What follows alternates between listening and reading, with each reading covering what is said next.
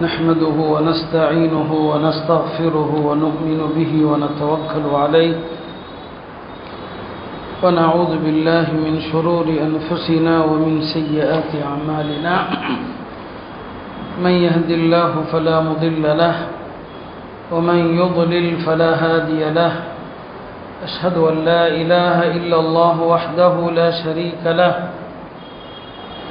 وأشهد أن سيدنا ونبينا ومولانا محمدا عبده ورسوله أرسله ربه بالحق بشيرا ونذيرا وداعيا إلى الله بإذنه وسراجا منيرا صلى الله تعالى عليه وعلى آله وصحبه وبارك وسلم تسليما كثيرا أما بعد فأعوذ بالله من الشيطان الرجيم وقولهم إنا قتلنا المسيح عيسى بن مريم رسول الله وما قتلوه وما صلبوه ولكن شبه لهم وإن الذين اختلفوا فيه لفي شك منه ما لهم به من علم إلا اتباع الظن وما قتلوه يقينا بل رفعه الله إليه وكان الله عزيزا حكيما وقال النبي صلى الله عليه وسلم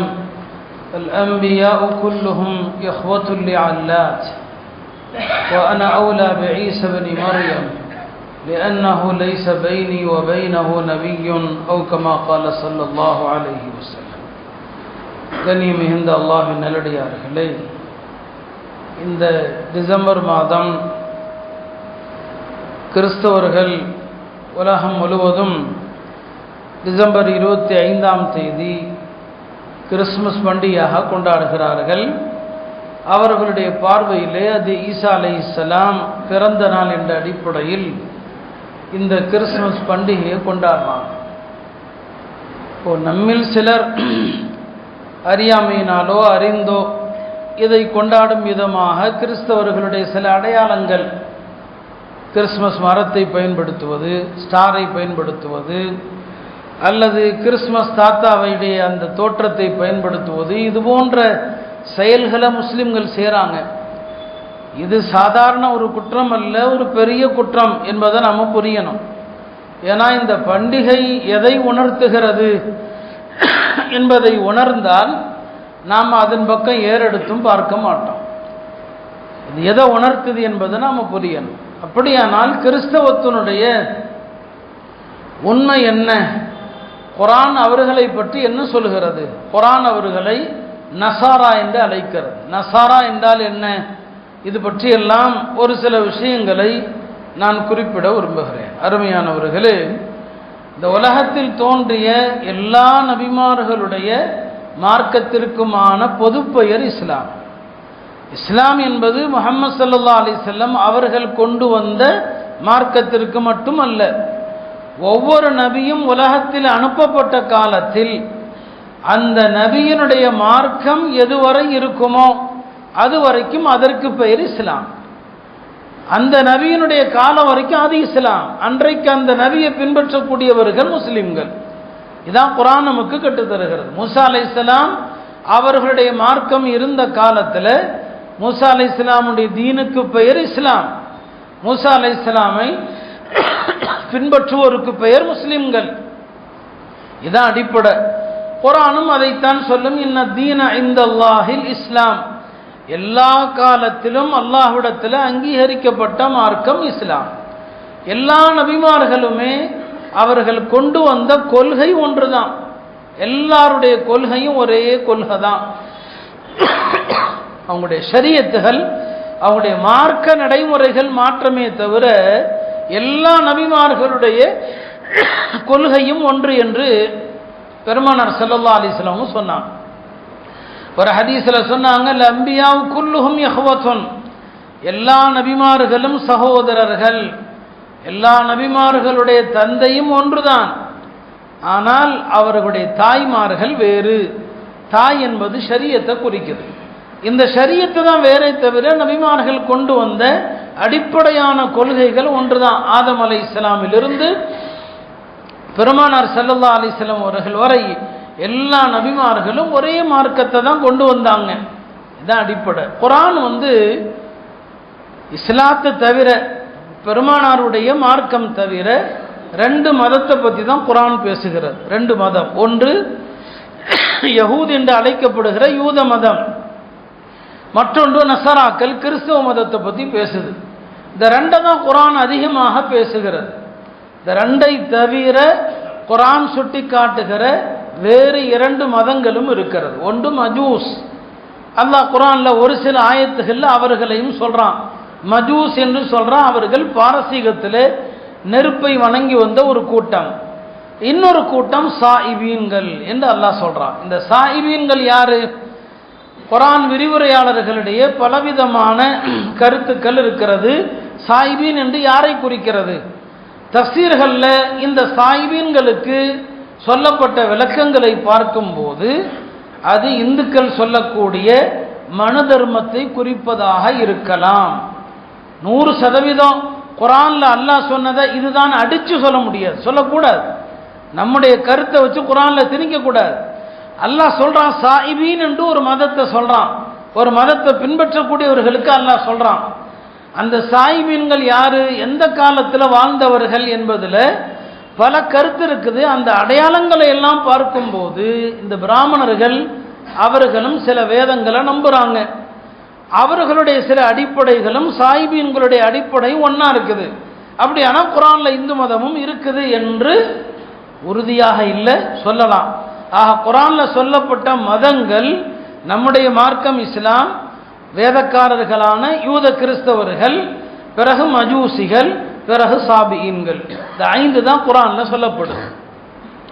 உலகம் முழுவதும் உள்ள மதங்களை ஆய்வு செய்யக்கூடிய எல்லாருமே மதங்களை 2 வகையா பிரிச்சிடறாங்க. இந்த 2 வகைக்குள்ளதான் மதங்கள். ஒன்று ஆபிரஹாமிய மதங்கள். ஆபிரஹாமிய மதங்கள் என்று சொன்னால் இப்ராஹிம் அலைஹிஸ்ஸலாமிலிருந்து பிரிந்து வருகிற மதங்கள். அது 3 தான். கிறிஸ்தவர்கள், யூதர்கள், முஸ்லிம்களாகிய நாம். இந்த 3 மதங்களுடைய அடிப்படை கோட்பாடுல கிட்டத்தட்ட ஒற்றுமை இருக்குது. எல்லாருமே ஆதம் அலைஹிஸ்ஸலாமிலிருந்து மனித இனம் பெருகியதாக நம்புறோம். எல்லாரும் 3 மதங்களுமே நபிமார்களுடைய வருகையை நம்புறோம். 3 மதங்களும் மறுமை என்று ஒன்று இருக்கிறது, சொர்க்கம் நரகம் என்று ஒன்று இருக்கிறது, விசாரணை நாள் என்று ஒன்று இருக்கிறது. இதையெல்லாம் கிறிஸ்தவர்களும் நம்புறாங்க, யூதர்களும் நம்புறாங்க, நாமும் நம்புறோம். அதுல ஏகத்துவ கோட்பாடுல கிறிஸ்தவர்கள் சில குழப்பங்கள் செஞ்சிட்டாங்க. என்ன குழப்பம் செஞ்சாங்க, எப்படி வந்துச்சு, அதை நான் அடுத்து விவரிக்கிறேன். ஆக மதங்கள் 2 வகை தான். ஒன்று ஆபிரஹாமிய மதங்கள், அதுல இஸ்லாம், கிறிஸ்தவம், யூதம், இந்த 3ம் இருக்கிறது. 2வது வகை ஆபிரஹாமிய மதம் அல்லாத இதர மதங்கள். இந்த இதர மதங்கள் எல்லாம் சொல்லும்போது அதுல இந்து மதம் வந்துடும், ஜைன மதம் வந்துடும், புத்த மதம் வந்துடும், உலகத்தில் இருக்கிற எல்லா மதங்களும் வந்துடும். இந்த எல்லா மதங்களுடைய வழிபாடுகள், பல்வேறு அனுஷ்டானங்கள் வேறுபட்டு இருந்தாலும் இவங்க எல்லாரும் ஒரு விஷயத்துல ஒன்றுபடுறாங்க. அது என்ன? இறப்புக்கு பிறகு ஒரு வாழ்க்கை அப்படின்னு ஒன்று இல்லை, மறுமை அப்படின்லாம் ஒன்று இல்லை. மாறாக மறு ஜென்மம், மறுபிறவி. இந்த உலகத்தில் இப்போ ஒரு ஜென்மம் உங்களுக்கு இருக்குது. இந்த வாழ்க்கையை நீங்க எப்படி அமைக்கிறீங்களோ அதை பொறுத்து உங்களுடைய அடுத்த ஜென்மம் அமையும். இதான் மறுஜென்ம கோட்பாடு. இவர்கள் மறுமை, மறு உலகம் என்று நம்புறதில்லை, மறு ஜென்மம், மறுபிறவி என்று ஒன்றை நம்புறாங்க. இதுதான் இந்த இந்து, புத்த மதம், எல்லா மதங்களுடைய அடிப்படை கோட்பாடுகளாக இருக்கிறது. இதுதான் உலகத்தில் மதங்களுடைய இந்த 2 வகை தான் இருக்குது. குர்ஆன்ல அல்லாஹ் நபிமார்களை பற்றி பேசும்போது 2 அல்லாஹ் தஆலா சொல்றான். குர்ஆன்ல சொல்லும்போது உலகத்தில் எல்லா கூட்டத்தாருக்கும் நபியை அனுப்பியிருக்கிறோம்னு சொல்றான். லிகுல்லி கௌமின் ஹாத், எல்லாருக்கும் நாம வழிகாட்டிகளை அனுப்பியிருக்கிறோம், எல்லாருக்கும் நபிமார்களை அனுப்பியிருக்கிறோம். எந்த ஒரு கூட்டத்திற்கும் நபிமார்களை அனுப்பாமல் இல்லைன்னு சொல்றான். இது ஒரு செய்தி.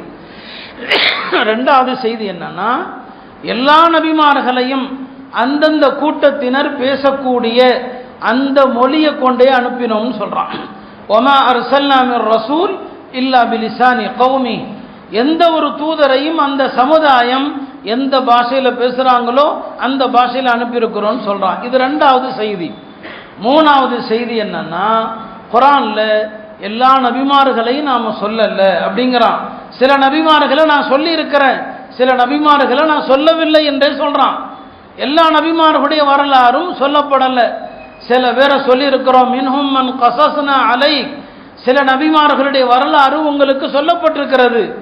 வமின்ஹும் மல்லம் நக்சுஸ் அலைக், சில நபிமாருடைய வரலாறு உங்களுக்கு நான் சொல்லல. குர்ஆன்ல சொல்லப்பட்ட நபிமார்களுடைய பெயர்கள் வெறும் 25 நபிமார்கள்.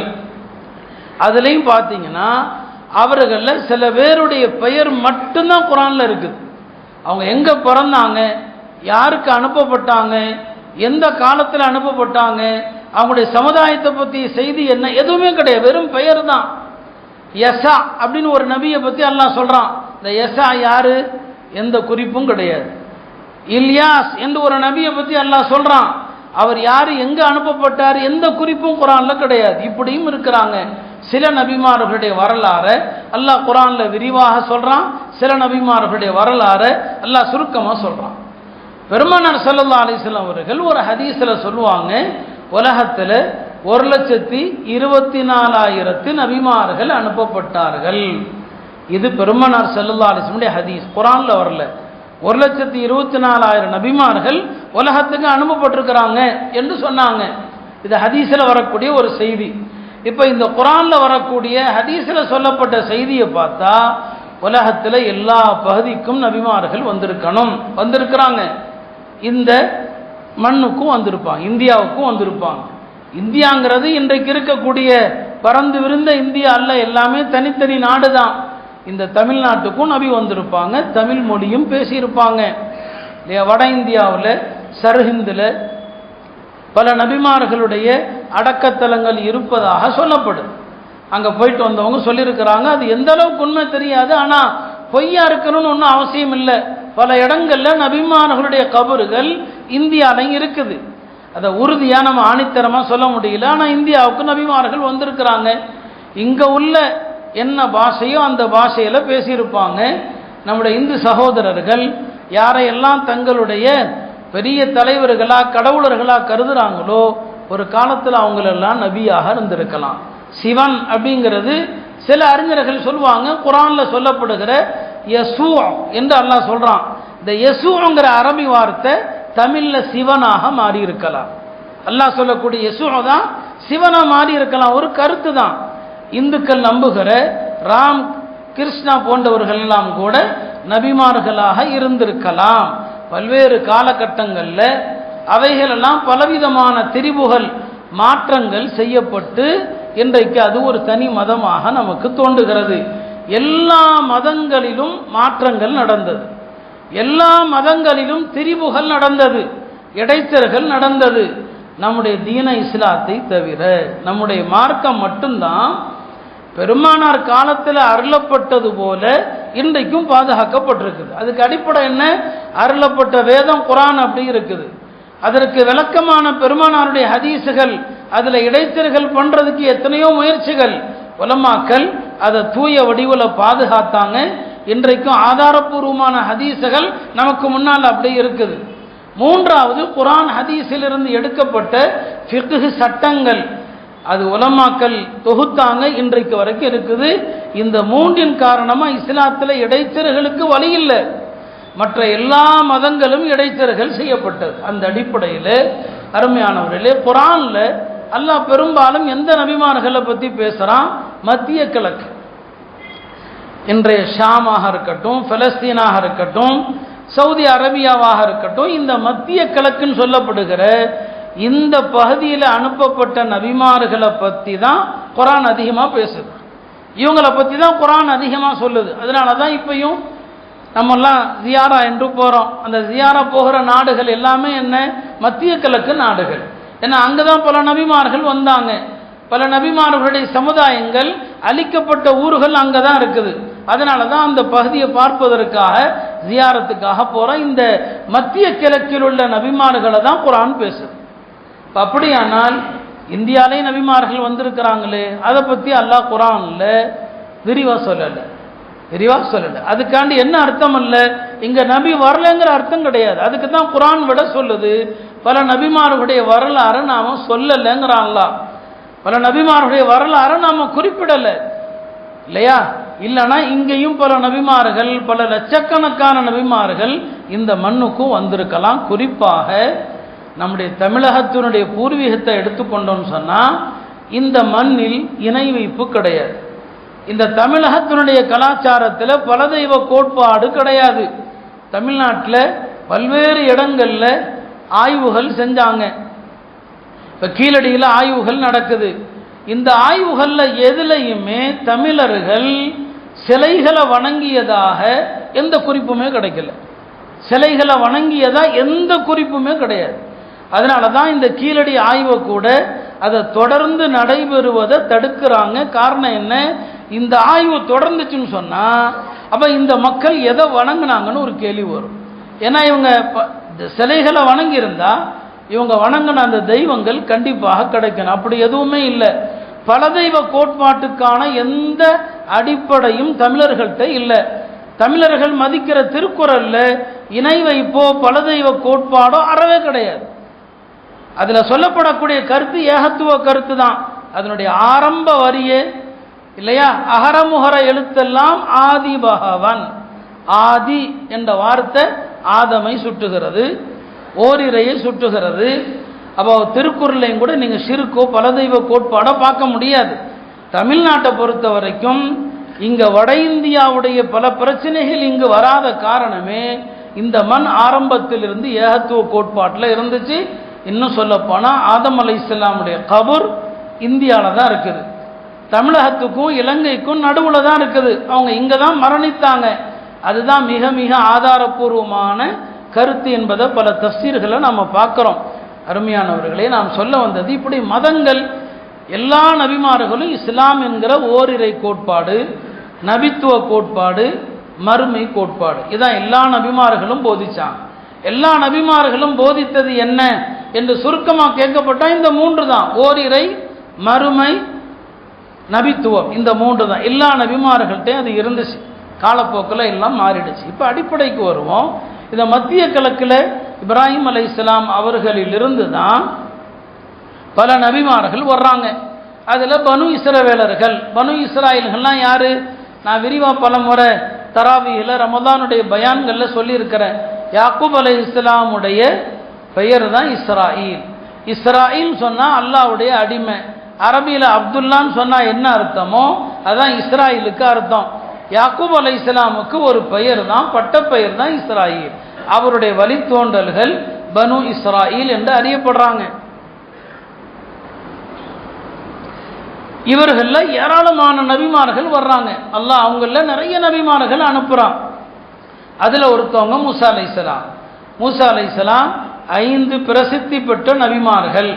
குர்ஆன் அவர்களை உலுல் அஸ்மி என்று சொல்லுகிறது. அந்த உலுல் அஸ்மி என்று சொல்லப்படுகிற உறுதிமிக்க நபிமார்கள் நூஹ் அலைஹிஸ்ஸலாம், இப்ராஹிம் அலைஹிஸ்ஸலாம், மூசா அலைஹிஸ்ஸலாம், ஈசா அலைஹிஸ்ஸலாம், முஹம்மது ஸல்லல்லாஹு அலைஹி வஸல்லம் அவர்கள். இந்த 5 நபிமார்கள், இதெல்லாம் குர்ஆன் சொல்லக்கூடிய செய்திகள். இதெல்லாம் நாம் அறிந்து வைத்திருக்கணும். மூசா அலைஹிஸ்ஸலாம் அவங்களுக்கு அல்லாஹ் தௌராத்தை கொடுக்குறான்.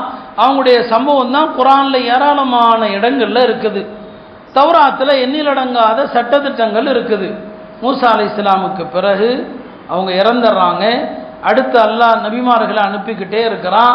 அவங்க எல்லாரும் தௌராத்தை பின்பற்ற சொல்கிறாங்க. பின்னால் பல நபிமார்கள் வந்தாலும் தனி மார்க்கம் கிடையாது, அவர்களுக்கு தனி சட்டத்திட்டம் கிடையாது. தௌராத்தில் என்ன இருக்குதோ அதை சொல்லி மக்களை பின்பற்ற வைப்பாங்க. வழிகேடர்களான பனு இஸ்ராயல்கள் நபிமார்களை கொல்லுவாங்க, நிறைய அநியாயங்கள் பண்ணாங்க. இப்படியே வந்து கொண்டிருக்கிறது. இந்த யூதர்கள், நான் சொன்ன பனு இஸ்ராயல்களுக்கு இன்னொரு பெயர் தான் யூதர்கள். ஏன்னா அவர்கள் யஹூதா என்ற வழித்தோன்றலில் வர்றாங்க. யஹூதான்னு ஒருத்தர் இருந்தார், அவருடைய வழித்தோன்றலில் வர்றதுனால அவங்களுக்கு பேர் யூதர்கள். இதெல்லாம் அரபி வார்த்தை, நம்ம தமிழில் யூதருங்கிறோம். அப்படியே வர்றாங்க. இந்த யூதர்கள் பலவிதமான தவறுகள் செய்கிறாங்க. இந்த நிலையில தான் அல்லாஹ் ஈசா அலைஹிஸ்ஸலாம் அனுப்புகிறான். ஈசா அலைஹிஸ்ஸலாம் வரக்கூடிய நேரத்தில் யூதர்கள் 2 பிரிவாக இருக்கிறாங்க. அதில் ஒரு பிரிவு யாருன்னா அவங்க சாதுக்களாக இருக்கிறாங்க, அவங்க துறவிகளாக இருக்கிறாங்க, அவங்க மக்களிடத்தில் ரொம்ப அன்பானவர்களாக இருக்கிறாங்க. அவங்களுக்கு உலகத்தின் மீது ஆசைகள் கிடையாது, மடங்களில் உட்கார்ந்து வழிபடுவது, இது மட்டும்தான் அவங்களுக்கு தெரிஞ்சது. அந்த கூட்டத்திலிருந்து தான் அல்லாஹ் தஆலா ஈசா அலைஹிஸ்ஸலாம் அனுப்புகிறான். குர்ஆனில் பல நபிமார்களுடைய வரலாறுகள் சொல்லப்பட்டிருந்தாலும் ஈசா அலைஹிஸ்ஸலாமுடைய வரலாறுக்கு மட்டும்தான் ஒரு தனி சிறப்பு குர்ஆனில் இருக்குது. ஒன்று என்னன்னா, ஈசா அலைஹிஸ்ஸலாமை பற்றி மட்டும்தான் அல்லாஹ் எந்த அளவுக்கு விரிவாக பேசுவான்னு சொன்னால், ஈசா அலைஹிஸ்ஸலாமுடைய பிறப்பு குறித்து அல்லாஹ் பேசுவான். ஈசா அலைஹிஸ்ஸலாமுடைய தாயாரை பற்றி அல்லாஹ் பேசுவான். ஈசா அலைஹிஸ்ஸலாமுடைய பாட்டனாரை பற்றி அல்லாஹ் பேசுகிறான். ஈசா அலைஹிஸ்ஸலாமுடைய குடும்பத்தை பற்றி அல்லாஹ் பேசுகிறான். குர்ஆனில் 2 சூறாக்கள் ஈசா அலைஹிஸ்ஸலாமுடைய குடும்பத்தை பற்றி மட்டுமே வருகிறது. ஒன்று ஆலு இம்ரான், இன்னொன்று சூரா மரியம். ஆலு இம்ரான் இல்லையா, இன்னொன்று சூரா மரியம். இந்த 2லையுமே நபி ஈசாவுடைய குடும்பத்தை பற்றி மட்டுமே பேசப்படுது. இம்ரான் அப்படிங்கிறவங்க வரலாற்றில் 2 பேர் இருந்தாங்க. மூசா அலைஹிஸ்ஸலாமுடைய தந்தையார் பெயரும் இம்ரான் தான். அதே போல தான் மரியம் அலைஹிஸ்ஸலாமுடைய மரியமுடைய தந்தை பெயரும் இம்ரான். ஈசா அலைஹிஸ்ஸலாமுக்கு அவங்க பாட்டனார் ஆகிறாங்க. மரியம் அலைஹிஸ்ஸலாமுடைய தந்தை பெயர். ஆக குர்ஆனில் அவங்களுடைய வரலாறை அல்லாஹ் அந்த அளவுக்கு விரிவாக பேசுகிறான். பெருமானார் ஸல்லல்லாஹு அலைஹி வஸல்லம் அவர்களும் சொல்லுவாங்க, ஈசா அலைஹிஸ்ஸலாமுக்கு மற்றவங்களை விட நான் தான் ரொம்ப நெருக்கமானவன், எனக்கும் அவங்களுக்கும் நடுவில் வேறு நபி கிடையாதுன்னு சொல்லி பெருமானார் ஸல்லல்லாஹு அலைஹி வஸல்லம் அவர்கள் மேராஜுக்கு, அதாவது மக்காவிலிருந்து பைத்துல் முகத்தஸ் அழைத்து செல்லப்படுகிற நேரத்தில் ஜிப்ரீல் அலைஹிஸ்ஸலாம் ஒரு இடத்துல இறங்கி இங்கே 2 ரக்காத் தொழுங்கன்னு சொல்லுவாங்க. பெருமானாரும் தொழுது முடிச்சிருவாங்க. தொழுது முடித்த பின் ஜிப்ரீல் அலைஹிஸ்ஸலாம் பெருமானார்கிட்ட கேட்பாங்க, இங்கு எதனால் உங்களுக்கு தொழுமாறு சொல்லப்பட்டதுன்னு தெரியுமான்னு கேட்பாங்க. இல்லையே தெரியாது, நீங்கள் சொன்னீங்க தொழுதேன். சொல்லுவாங்க, இங்கே தான் ஈசா அலைஹிஸ்ஸலாம் பிறந்தாங்க. இந்த இடம் எந்த இடம் தெரியுமா? இந்த இடத்துக்கு பேர் தான் பைத்துல் லஹம். பைத்துல் லஹம்ங்கிறத இன்றைக்கு பெத்லஹேம் என்று சொல்வார்கள். அது அரபியில் பைத்துல் லஹம். இது ஈசா அலைஹிஸ்ஸலாம் பிறந்த இடம். இந்த இடத்துக்கு பேர் பைத்துல் லஹம். அது இன்றைக்கு ஜெருசலத்திலிருந்து, மஸ்ஜித் அக்ஸா இருக்கிற ஜெருசலத்திலிருந்து சுமார் 9 மைல் தூரத்தில் இருக்குது. நாங்கள் 2022 ஜியாரா போயிருந்த போது இந்த பெத்லஹேம்ங்கிற ஊரில் தான் தங்கியிருந்தோம். அங்கிருந்து தான் அக்ஸாவுக்கு தொழுகிறதுக்கு போகணும். இந்த பெத்லஹேமுக்கு இன்றைக்கும் கிறிஸ்தவர்கள் வர்றாங்க. அங்கே ஒரு சர்ச் இருக்குது, ஒரு ஆலயம் இருக்குது.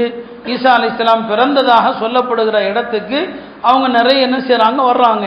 இப்போ நான் சொல்ல வந்தது, பெருமானார் ஸல்லல்லாஹு அலைஹி வஸல்லம் அவர்கள் ஈசா அலைஹிஸ்ஸலாம் பிறந்த இடத்துல 2 ரக்காத் என்ன செஞ்சாங்க, தொழுதாங்க.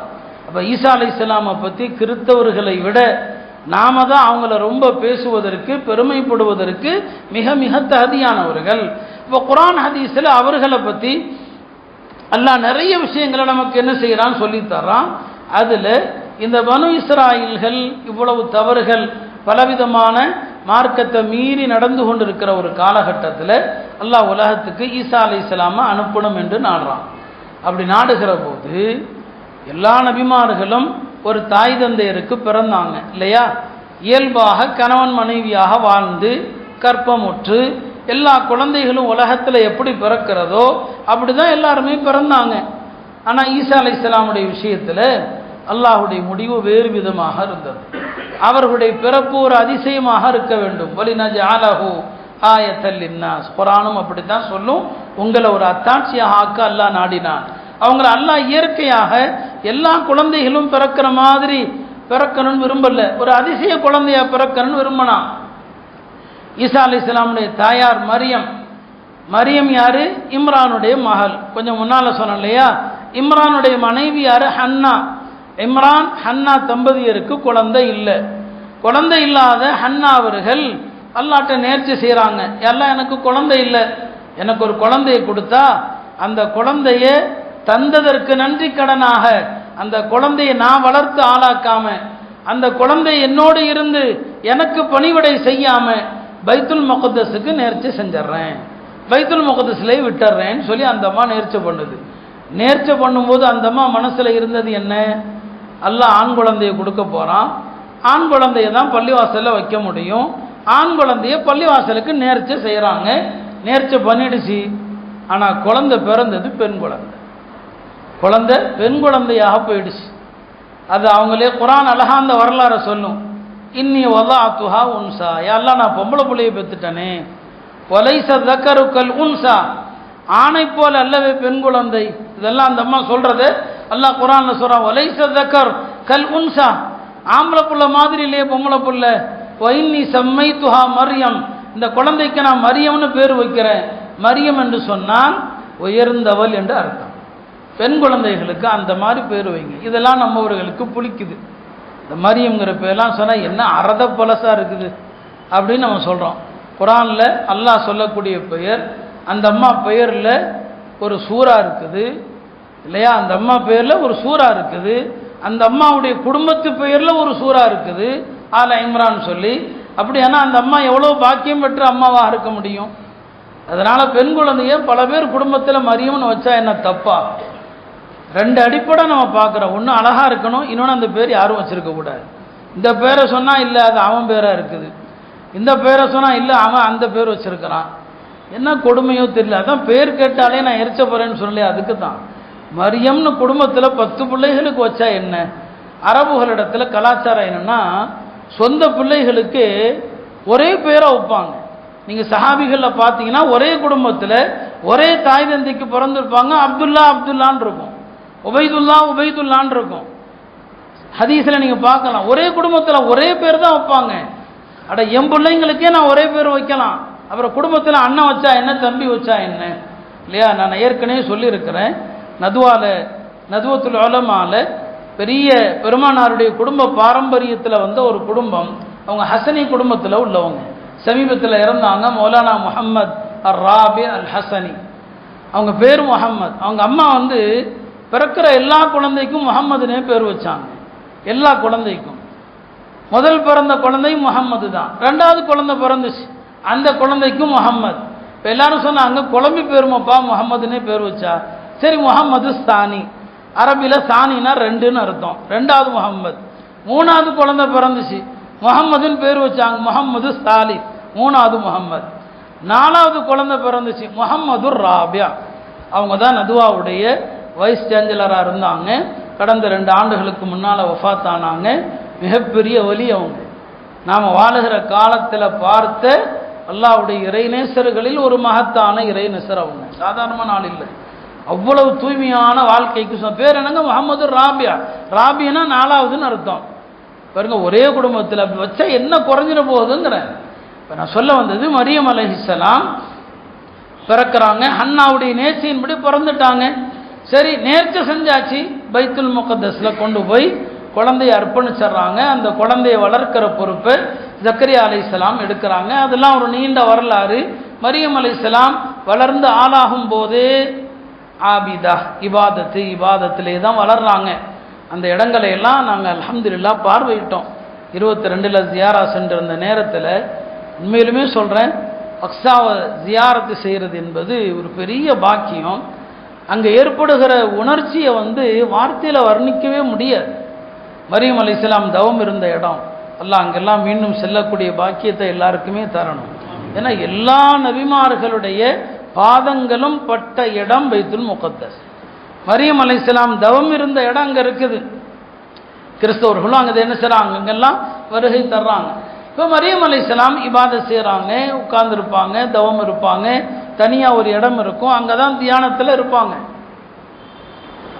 அல்லாஹ்வுடைய புறத்திலிருந்து அற்புதங்கள் வரும். ஒரு நாள் ஜக்கரியா அலைஹிஸ்ஸலாம் வருவாங்க.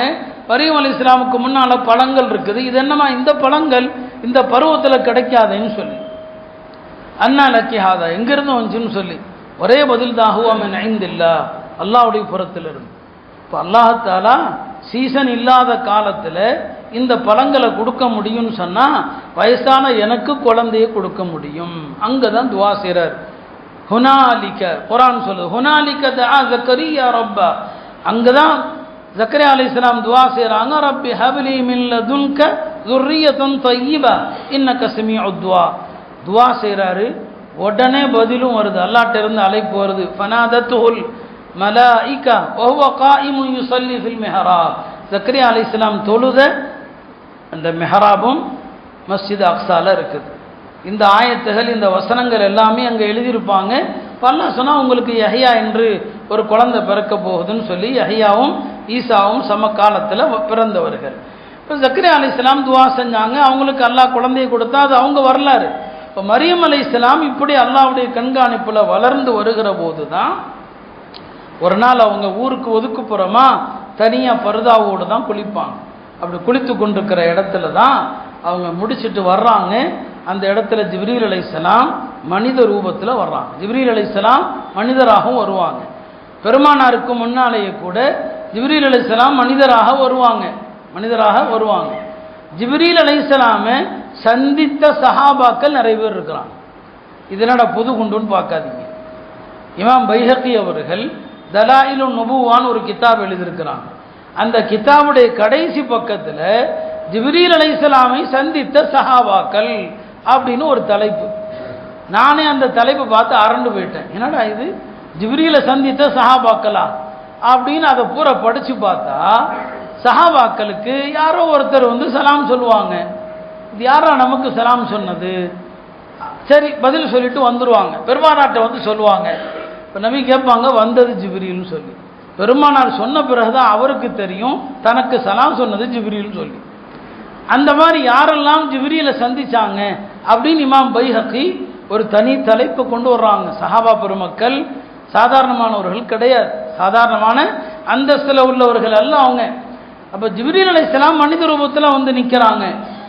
மனித ரூபத்தில் ஒரு அந்நிய ஆணை பார்த்ததுமே மரியம் அலைஹிஸ்ஸலாம் சொன்ன மொதல் வார்த்தை இன்னி அஊது பிர் ரஹ்மான், நான் வந்து அல்லாஹ்விடம் பாதுகாப்பு தேடுறேன் உம்முடைய தீங்கிலிருந்து. மரியம் அலைஹிஸ்ஸலாம் சொன்னாங்க, இல்லைம்மா நீ நினைக்கிற மாதிரி நான் தவறான ஆண் அல்ல, நான் வானவர் தலைவரான ஜிப்ரீல் வந்திருக்கிறேன். அல்லாஹ்வுடைய புறத்திலிருந்து உன்னுடைய கற்பத்தில் ரூஹ ஊத வந்திருக்கிறேன்.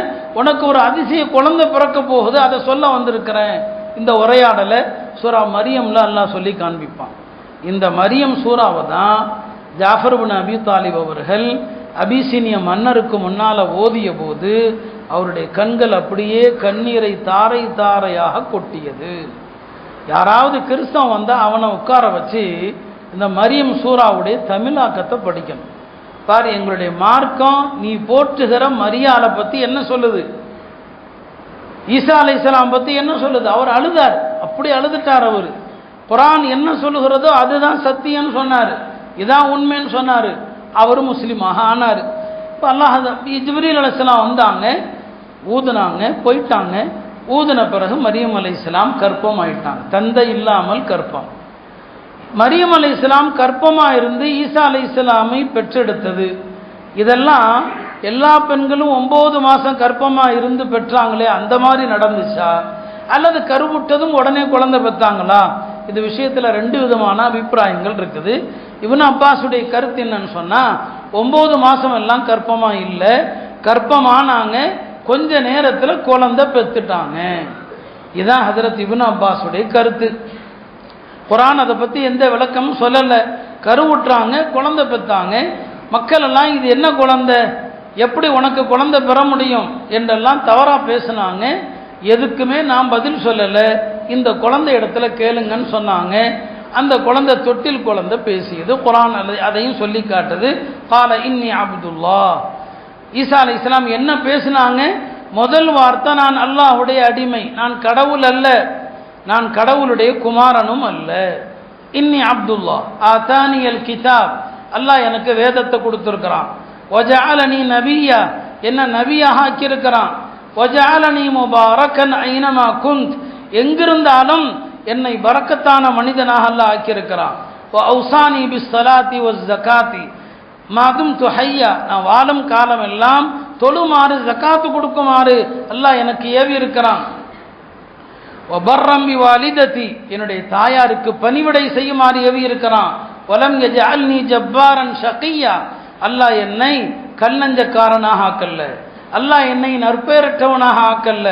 இதெல்லாம் சொல்லிட்டு அவருடைய வார்த்தை முடியும்.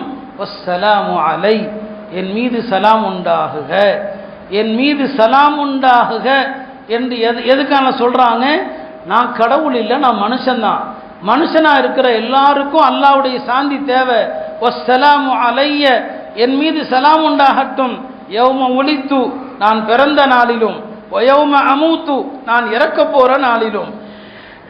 வயௌம உபஅஸு ஹய்யா, நான் உயிரோடு எழுப்பப்படுகிற நாளிலும். இதை சொல்லிட்டு அல்லாஹ் சொல்வான், ذَلِكَ ஈஸா இப்னு மர்யம், அவர்தான் ஈசா, இவர்தான் ஈசான்னு குர்ஆன் சொல்லுது. அப்ப ஈசா அலைஹிஸ்ஸலாம் கடவுளும் அல்ல, கடவுளுடைய குமாரனும் அல்ல, கடவுளுடைய மகன் அல்ல, மனித பிறவி தான். மனித பிறவியில் ஒரு அதிசய பிறவியாக அவர்கள் பிறந்தாங்க. எங்க தப்பான கோட்பாடு வந்துச்சுன்னு சொல்லி உள்ள விளக்கணும்னா நிறைய ஆயிடும். இப்பவே 35 நிமிஷம் ஆயிடுச்சு. சுருக்கமாக சில விஷயங்களை மட்டும் சொல்லி நான் முடிச்சுக்கிறேன். இப்படிதான் ஈசா அலைஹிஸ்ஸலாம் பிறந்தாங்க. பிறந்த போது பல்வேறு சர்ச்சைகள் எல்லாம் பிறந்தது. யூதர்கள் அவங்கள பற்றிய நிறைய அவதூறுகள், நிறைய கற்பனை பேச்சுகள் எல்லாம் சொன்னாங்க. அதெல்லாம் சொன்னால் நீளமாயிடும். அல்லாஹ் அவங்களுக்கு நபித்துவத்தை கொடுத்தான். அல்லாஹ் அவங்களுக்கு சில அற்புதங்களையும் கொடுத்தான். சில அற்புதங்களை கொடுத்தான். ஒரு களிமண்ணில் ஒரு பறவையினுடைய பொம்மையை செய்வாங்க, அதில் ஊதுவாங்க, அந்த களிமண் பொம்மை பறவையாக மாறிடும், பறக்கும். அதே மாதிரி தான் தொழுநோயாளிகளை தடவி கொடுப்பாங்க, அவங்களுக்கு குணம் கிடைச்சிரும். இறந்தவர்கள் கபரில் போய் அல்லாஹ்வுடைய ஆணையால் எழுந்துருன்னு சொல்லுவாங்க, எழுந்திருவாங்க. இதெல்லாம் அல்லாஹ் கொடுத்த அற்புதங்களாக ஈசா அலைஹிஸ்ஸலாம் செஞ்சுட்டு இருந்தாங்க. ஈசா அலைஹிஸ்ஸலாம் பனு இஸ்ரவேலர்களுக்கு மட்டும் அனுப்பப்பட்ட நபி, உலகத்தாருக்கு அனுப்பப்பட்ட நபி அல்ல. கிறிஸ்தவ மதம் உலக மதம் அல்ல. ஈசா அலைஹிஸ்ஸலாம் உலகத்தாருக்கான நபியும் அல்ல, மாறாக பனு இஸ்ராயல்களுக்கான நபி. இதை குர்ஆன் தெளிவா சொல்லுது. சூரத்து ஸஃப்ல எடுத்து பாருங்க. ஈசா அலைஹிஸ்ஸலாம் பனு இஸ்ராயல்களை பார்த்து பேசுவாங்க, இன்னி ரசூலுல்லாஹி இலைக்கும், நான் உங்களுக்கு அனுப்பப்பட்ட நபி, பனு இஸ்ராயல்களுக்கான நபி. இந்த கிறிஸ்தவ மதத்தை உலக மதமா ஆக்குனது யாரு? அவர் தான் பவுலடியாருங்கிற ஒரு ஆள். நான் சொல்றேன்ல, பெரிய சரித்திரம். இதெல்லாம் எப்படி வருது? கிறிஸ்தவர்கள் எங்க மாத்துறாங்க? இந்த திருத்துவ கோட்பாடு எங்கிருந்து வருது? கிறிஸ்துமஸ் எப்போ வருது? இதெல்லாம் பல மணி நேரம் பேச வேண்டிய நேரம். நான் சுருக்கமாக தான் சொல்கிறேன். அது உலக மதம் அல்ல, பனு இஸ்ராயல்களுக்கு தான் அவங்க நபி. அவங்க எந்த சட்டத்தையும் மாற்றல. தௌராத்தில் உள்ள எல்லா சட்டமும் அப்படியே தான் இருக்குது. இஞ்சில் அப்படிங்கிறது வெறுமனே உபதேசங்கள், வெறுமனே அறிவுரைகள், அதில் சட்டத்திட்டங்கள் கிடையாது. எல்லாம் தௌராத்தில் இருக்கிறதா அப்படியே. பனு இஸ்ராயல்கள் என்னென்ன மாற்றங்கள் செஞ்சாங்களோ அதையெல்லாம் திருத்தி உண்மையா தௌராத்தை பின்பற்ற வைக்கிறதுக்காக பனு இஸ்ரவேலர்களுக்கு அனுப்பப்பட்ட நபி தான் ஈசா அலைஹிஸ்ஸலாம். ஆனால் பனு இஸ்ராயல்கள் சில பேர் ஏற்றுக்கிட்டாங்க, சில பேர் ஏற்றுக்கல்ல. இந்த நிலையில் அவங்களுடைய 33வது வயதில் யூதர்கள் எப்படியாவது இவரை கொல்லணும்னு சொல்லி முற்படுறாங்க. அன்னைக்கு இருந்த அரசாங்கம் யூத அரசாங்கமும் அல்ல, கிறிஸ்தவ அரசாங்கமும் அல்ல. அன்னைக்கு கிரேக்கர்கள் ஷாம ஆட்சி செஞ்சாங்க. ஷாமுடைய தலைநகர் தான் திமிஷ், இன்றைய டமாஸ்கஸ்ன்னு சொல்கிறோமே. அங்கே யூதர்கள் அந்த டமாஸ்கஸுக்கு போய் அங்குள்ள கிரேக்க மன்னனிடத்தில் பைத்துல் முகத்தஸில் இயேசுன்னு ஒருத்தர் இருக்கிறார், அவருடைய பாஷையில் யெசூ ஈசான்னு ஒருத்தர் இருக்கிறார். அவர் உங்கள் ஆட்சிக்கு எதிராக மக்களை திசை திருப்புறார், இப்போ சொல்கிறாங்களே தீவிரவாதின்னு சொல்லி அந்த மாதிரி சொல்லி கொடுக்குறாங்க. உடனே அந்த மன்னன் பைத்துல் முகத்தஸில் இருக்கிற தன்னுடைய அதிகாரிக்கு உத்தரவிடுறான், அந்த ஈசாவை பிடிச்சி தூக்கில் ஏற்றுங்கன்னு சொல்கிறான். ஈசா அலைஹிஸ்ஸலாமுக்கு அல்லாஹ்வுடைய புறத்திலிருந்து இந்த தகவல் வருது, உங்களை கொல்றதுக்கு உங்களை தூக்கில் ஏற்ற போகிறாங்க. ஆனால் அவங்களால அப்படி செய்ய முடியாது. இன்னி ராஃபிஉக இலை, குர்ஆனில் வருது, உங்களை என் பக்கமாக உயர்த்த போகிறேன்னு சொல்லி. ஈசா அலைஹிஸ்ஸலாம் வானத்துக்கு உயர்த்தப்படுகிற அந்த கடைசி நாள் வெள்ளிக்கிழமை பின்னேரம், சனிக்கிழமை இரவு தன்னுடைய தோழர்களை எல்லாம் ஒரு இடத்துல கூட்டுறாங்க. இன்னைக்கு அதெல்லாம் இந்த இடங்கள் அப்படின்னு சொல்லி சில அடையாளங்கள் வச்சிருக்கிறாங்க. பைத்துல் முகத்தஸில் ஈசா அலைஹிஸ்ஸலாம் கடைசி இரவுல சாப்பிட்ட இடம், வானலோகத்திற்கு உயர்த்தப்பட்ட இடம் உட்கார்ந்துருக்கிறான். அப்போ தன்னுடைய சீடர்கள் 12 பேர், அவங்கள குர்ஆன் ஹவாரியூன் என்று சொல்லும்.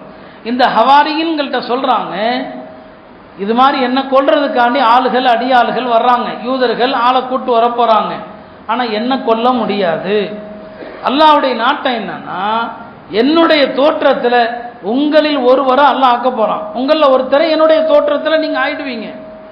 என்ன அல்லாஹ் வானத்துக்கு எடுத்துக்குவான்.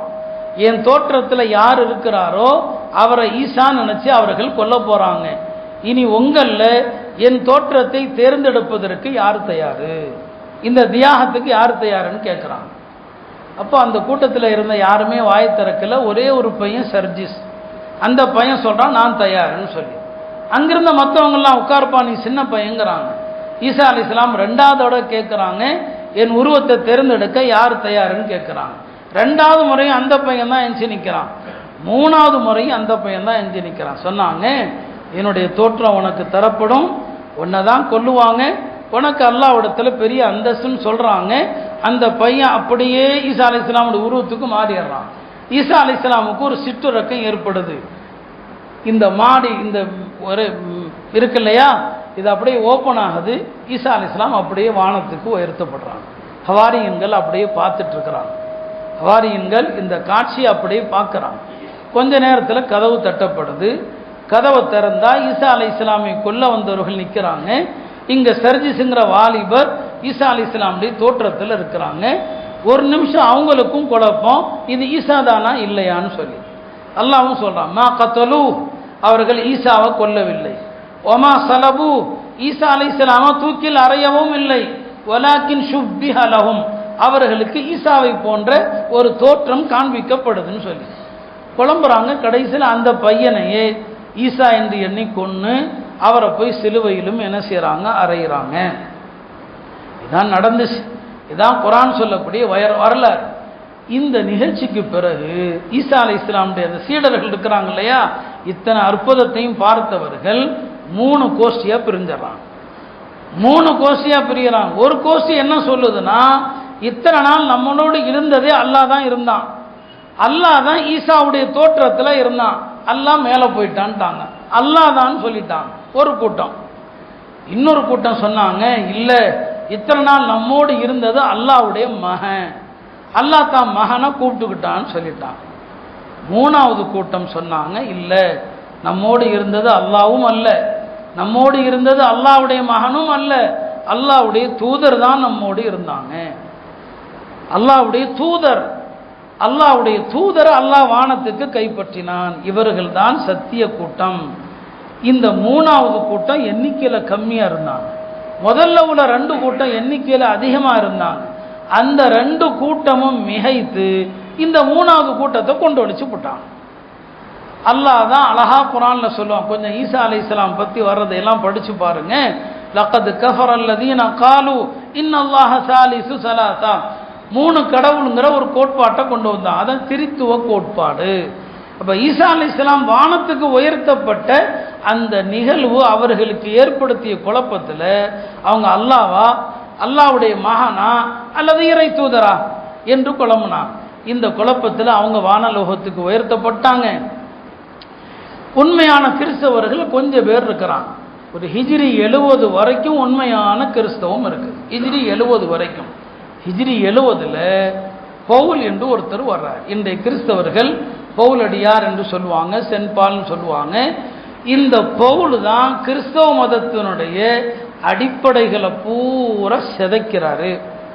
அந்த வரலாறுக்குள்ள போனால் அது தனி வரலாறு, உள்ள பூரா சிதைச்சார். அவர் என்ன பண்றாருன்னா, கிறிஸ்தவங்கிறது குறிப்பிட்ட பனு இஸ்ராயல்களுக்கான மதம் அல்ல, எல்லாத்துக்கும் நான் கொண்டு போய் சேர்ப்பேன்னு சொல்லி அவர் தன்னுடைய சீடர்களை உருவாக்கி இந்த மதத்தை உலகம் பூரா கொண்டு போய் சேர்க்கிறது யாருன்னா இந்த பவுல் தான் கொண்டு போய் சேர்க்கிறார். அவர் தான் இதை உலக மதமாக்குறாரு. பின்னால் இன்னும் நிறைய பெருமானாருக்கு பிறகு கிறிஸ்தவர்கள் என்னென்ன பண்ணுறாங்கிறதுலாம் நீண்ட நடிக வரலாறு. அவர் இதை உலகம் பூரா என்ன செய்கிறாரு, பரப்புறாரு. அப்படி பரப்பும் போது அவர் என்ன செய்கிறாருன்னா, ஈசா வந்து கடவுளுடைய குமாரன், தேவகுமாரன், இந்த கோட்பாட்டை அவர் என்ன செய்கிறாரு, பரப்புறார். பிறகு இந்த கடவுள் கோட்பாட்டில் கிறிஸ்தவர்கள் மறுபடி குழம்புறாங்க. ஈசா அலைஹிஸ்ஸலாம் யாரு? அப்போ இன்றைய துருக்கி இருக்கு இல்லையா, துருக்கியினுடைய தலைநகர் இஸ்தான்புல். அந்த இஸ்தான்புலை ஆட்சி செய்த கிறிஸ்தவ மன்னர் அவர் கிறிஸ்தவ பாதிரியார்களை எல்லாம் கூப்பிடுறார். இந்த கடவுள் கொள்கை என்னங்கிறத நீங்கள் எல்லாருமா சேர்ந்து ஒன்று சொல்லுங்க, அதை நான் உலகத்துக்கு அறிவிச்சிடறேன். பாருங்க, கடவுள் கொள்கையை மனிதர்கள்ட்ட கருத்து கேட்குறார். நீங்கள்லாம் என்ன சொல்கிறீங்களோ அதை அறிவிச்சிடலான்னு சொல்லி சொன்னால் கிறிஸ்தவ பாதிரியார்கள் ஏகப்பட்ட குழுவாக பிரிகிறான், ஆளுக்கு ஒரு பிரிவாக பிரிகிறான். இல்லை ஈசா அலைஹிஸ்ஸலாம் அது இதுங்கிறான். அவர் சொல்கிறாரு, உங்களில் அதிகமான கருத்து யாருடைய கருத்துங்கிறார். ஒரு 318 பேர். அந்த 318 பேர் தான் எல்லா கருத்தை விட அதிக கருத்தில் அவங்க தான் இருக்கிறாங்க. அவங்க சொல்கிறாங்க, ஈசா அலைஹிஸ்ஸலாம் 3 கடவுள்களில் 3வது கடவுள். உடனே அந்த மன்னன் சொல்கிறான், இதான் ஃபைனல், ஈசா அலைஹிஸ்ஸலாம் 3 கடவுள்ல 3வது கடவுள், இந்த கொள்கையை தவிர இனி யாரும் எதுவும் பேசக்கூடாது, பேசினா தூக்கு தண்டனை. அதை முடிவாக ஆக்கி அன்று முதல் இன்று வரை இந்த கிறித்தவம் ஈசா அலைஹிஸ்ஸலாமை ஒரு கடவுளாக போற்றி அது உண்மையான கிறிஸ்தவம் என்று இந்த உலகம் பூரா பரப்பி வச்சுட்டாங்க. உலகம் பூரா எல்லாரையும் நம்ப வச்சுட்டாங்க. எல்லாத்தையும் எப்படி நம்ப வச்சாங்கங்கிறதுக்கு பின்னால நிறைய கிஸ்ஸா இருக்குது. அதற்கு பின்னால் நடந்த பலவிதமான யுத்தங்களை பற்றிலாம் நம்ம பேசினா நீண்ட வரலாறாக ஆகிடும். இப்படித்தான் கிறிஸ்தவம் வருது. பெருமானார் ஸல்லல்லாஹு அலைஹி வஸல்லம் அவர்களை அல்லாஹ் இறுதி நபியாக இந்த உலகத்துக்கு அனுப்புகிறான். பெருமானார் இந்த உலகத்துக்கு வந்த நோக்கங்களில் ஒரு நோக்கம் என்ன? முந்தைய மார்க்கத்தினர் செய்த எல்லா தவறுகளையும் தோலுரித்து காட்ட வேண்டும். இவங்க நபிமார்கள் விஷயத்தில் என்னென்ன தப்பு பண்ணாங்க, வேதங்களில் என்னென்ன இருட்டடிப்பு செஞ்சாங்க, அதையெல்லாம் தோலுரித்து காட்டுவதற்கு தான் அல்லாஹ் நபி அனுப்புகிறான். இந்த குர்ஆனுக்கு அல்லாஹ் ஒரு பேர் வைப்பான், முஹைமின். முஹைமின் சொன்னால் முந்தைய வேதங்களில் செய்த இருட்டடிப்பை பூரா குர்ஆன் வெளிச்சம் போட்டு காட்டிடும். அவன் அதில் எதை மறைச்சான்? பெருமானாரை பற்றி சொன்ன அடையாளங்களும் மறைச்சிட்டான், மக்காவை பற்றி சொன்ன அடையாளங்களும் மறைச்சிட்டான், சஹாபாக்களை பற்றி இருக்கிற அடையாளங்களும் மறைச்சாங்க. எல்லாவற்றையும் குர்ஆன் தெளிவுபடுத்தி காட்டியது. சத்திய வேதமாக அல்லாஹ் பெருமானாரையும் இந்த குர்ஆனையும் இறக்கி வச்சான். பெருமானாருக்கும் அல்லாஹ் நூர் என்று சொல்லுவான், இந்த குர்ஆனுக்கும் அல்லாஹ் நூர் என்று சொல்லுவான். இந்த பிரகாசம் தான் உலகத்துக்கு சத்தியத்தை காட்டுகிறதுன்னு சொல்லி, இப்படித்தான் ஈசா அலைஹிஸ்ஸலாமுடைய உண்மை நிலை. பிறகு முஸ்லிம்களுக்கும் கிறிஸ்தவர்களுக்குமான போராட்டம், பன்னெடுங்காலமான போராட்டம். அந்த போராட்டம் ஒரு வகையில் மார்க்க அடிப்படையிலானது, ஒரு வகையில் அரசியல் அடிப்படையிலானது. அதில் வர்றதான் சிலுவை போர்கள் எல்லாம். விரிவாக சொல்ல அவகாசம் இல்லை, இதோடு முடிச்சுக்கிறேன். ஏன்னா ஒரு நீண்ட வரலாறு, இதுக்கு மேலே பேசினாலும் நீங்களும் தாங்க மாட்டீங்க. சுருக்கமாக சொல்லப்போனால் ஈசா அலைஹிஸ்ஸலாமை இப்படி கடவுளாக ஆக்கி உலகம் பூரா அவங்கள தேவகுமாரனை ஆக்கிட்டாங்க. இன்றைய பைபிள், இஞ்சிலுங்கிற பேரில் பைபிள், இந்த பைபிள் அப்படிங்கிறதுல 4 பேருடைய சுவிசேஷங்கள் இருக்குது. மார்க்கு என்பவர், மத்தேயு, இன்னொரு 2 பேர். இந்த 2 பேருடைய, இந்த 4 பேருடைய சுவிசேஷங்கள் தான் இன்றைக்கு சொல்லப்படக்கூடிய பைபிள்ங்கிறது. இந்த பைபிளுடைய எந்த சுவிசேஷத்திலையும் ஈசா அலைஹிஸ்ஸலாம் டிசம்பர் 25 பிறந்தாங்க, கிறிஸ்துமஸ் பண்டிகைன்னு ஒன்று இல்லவே இல்லை. இதையெல்லாம் கிறிஸ்தவர்கள் என்ன பண்ணாங்க? இந்த மதத்தை உலகளாவிய மதம் காட்டுவதற்காக, எல்லா மக்களும் கொண்டாடணும் அப்படிங்கிறதுக்காக அவர்களாக தேர்வு செய்தது டிசம்பர் 25. இல்லைன்னா டிசம்பர் 25 ஈசா அலைஹிஸ்ஸலாமுடைய பிறந்த நாள் கிடையாது. அதற்கு எந்த ஆதாரமும் அவங்கள்ட்ட இல்லை, எந்த ஆதாரமும் இல்லை. பெருமானாருடைய பிறப்பு இறப்பு மட்டும்தான் ஆதாரப்பூர்வமானது. வேற யாருடைய பிறப்பு இறப்புக்கு ஆதாரமே இல்லை. இதெல்லாம் அவங்களா உருவாக்கி உலகம் பூரா பரப்பிட்டாங்க. ஈசா அலைஹிஸ்ஸலாம் விஷயத்தில் கிறிஸ்தவர்களும் யூதர்களும் என்னென்ன செஞ்சாங்களோ அதையெல்லாம் கியாமத்துக்கு முன்னால உலக மக்களுக்கு வெளிச்சம் போட்டு காட்டுவதற்கு தான் கியாமத்துக்கு முன்னால ஈசா அலைஹிஸ்ஸலாம் வருவாங்க. பெருமானார் எல்லாத்தையும் சொன்னாங்க. திமிஷ்கில் ஒரு வெள்ளை மினாரா பள்ளி, அங்கே தான் ஈசா அலைஹிஸ்ஸலாம் இறங்குவாங்க. அவங்க எப்படி இறங்குவாங்க, இறங்கும்போது அவங்களுடைய தோற்றம் எப்படி இருக்கும், எல்லாவற்றையும் பெருமானார் சொன்னாங்க. ஈசா அலைஹிஸ்ஸலாம் இறங்குகிற காலமும் அன்மித்து விட்டது, ரொம்ப தூரத்தில் இல்லை, ரொம்ப தூரத்தில் இல்லை. அவங்க வரக்கூடிய காலம் நெருங்கிடுச்சு. ஈசா அலைஹிஸ்ஸலாம் வருகிற போது குர்ஆன் சொல்லுது, உலகத்தில் உள்ள வேதக்காரன் கிறிஸ்தவர்கள் எல்லாரும் முஸ்லீம் ஆயிடுவாங்க, எல்லாரும் முஸ்லீம் ஆயிடுவாங்க ஈசா அலைஹிஸ்ஸலாம் வருகிற போது. அப்போ உண்மை தெரிஞ்சிடும், ஈசா அலைஹிஸ்ஸலாம் கடவுளா, கடவுளுடைய குமாரனா என்கிற எல்லா உண்மையும் இந்த உலகத்துக்கு தெரிஞ்சிடும். அருமையானவர்களே, இந்த கிறிஸ்துமஸ் பண்டிகையை முஸ்லீம்கள் கொண்டாடாதீங்க. அப்படி கொண்டாடினீங்கன்னா, தீபாவளியை கொண்டாடினா கூட அது சாதாரண பாவம், ஞாபகம் வச்சுக்கோங்க. ஒரு தீபாவளியை கொண்டாடுறான் ஒருத்தன், வட்டி சாப்பிட்டா அப்படியே அந்த மாதிரி பாவம் தான் அது. கிறிஸ்துமஸை கொண்டாடினீங்கன்னு சொன்னால் நீங்கள் அல்லாஹ்வை கேவலப்படுத்தியவர்கள். ஏன்னா கிறிஸ்துமஸ் பண்டிகையினுடைய உள்ளர்த்தம் என்னன்னா, கடவுள் பிறந்த நாள். கடவுளுக்கு பிறப்பு இருக்கிறதா? நீங்கள் தொழுகையில் ஓத கேட்குறீங்க, தனியாக ஓதுறீங்க, லம் எலிது வலம் யூலத், அவன் பிறக்கவும் இல்லை, யாரால் பிறக்கப்படவும் இல்லை என்று. நீங்கள் கிறிஸ்துமஸை கொண்டாடினீங்கன்னு சொன்னால் கடவுள் பிறந்த நாளை கொண்டாடுகிறீர்கள். அல்லாஹ் பாதுகாக்கணும். அல்லாஹ்வை இதை விட இழிவுபடுத்த முடியாது. எனவே சின்ன குழந்தைகளுக்கு ஸ்டாரை கொடுக்கறது, கிறிஸ்மஸ் பொம்மையை கொடுக்கறது, கிறிஸ்மஸ் மரத்தை வாங்கிறது, இந்த செயலை செஞ்சால் நீங்கள் காஃபிராக போயிடுவீங்க, பயந்துக்கு. இது மற்ற பாவங்களை போல் அல்ல. அதனால தான் மற்ற பண்டிகைகளை கொண்டாடுற விஷயத்தில் கூட உலமாக்கள் கடினமான சொல்ல பயன்படுத்த மாட்டாங்க. ஆனால் கிறிஸ்மஸை கொண்டாடினால் மிக மிக கடினமான சொல்ல பயன்படுத்துகிறான். எல்லாம் அல்ல அல்லாஹ் பாதுகாப்பானாக. இந்த தீன இஸ்லாம் இதான் சத்திய மார்க்கம். உலகம் முழுவதும் இந்த மார்க்கத்தை எடுத்து சொல்லக்கூடிய பாக்கியத்தை எல்லாம் தருவானாக. எல்லா மக்களும் தீனுல் இஸ்லாத்திலே வந்து முஸ்லிம்களாக அல்லாஹ் மாறச் செய்வானாக. ஆகிரு தாவானா அல்ஹம்துலில்லாஹி ரப்பில் ஆலமீன்.